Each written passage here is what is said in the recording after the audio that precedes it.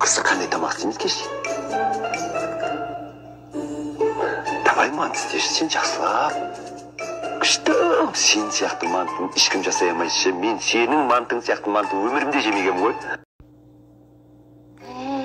Манта барғы болмаса, мантының сәні келмейді. Алып кетсе, көршілер өмір әкеліп бермейді.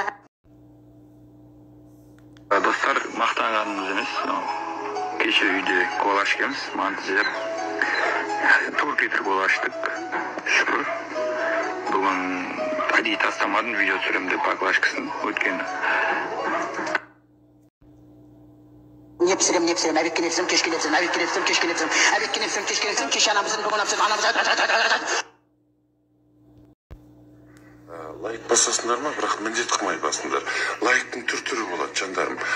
Дикий лайк, не дикий лайк, ұялғаннан басатын лайк, мұнан бәле болды ғой деп басатын лайк, осыны өткенде маған лайк басып еді деп басатын лайк, осыған лайық емес деп басатын лайк. Не болса да лайк басып тұрыңдар, жандарым. Аман сау болыңдар.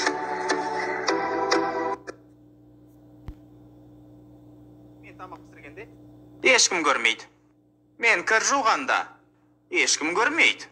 Мен ыдыс-аяқ жусам, ешкім көрмейді. Мен үйді жинастырсам, ешкім көрмейді. Алайда мен отыра қап, телефон қарасам, қашан қарасаң да телефон.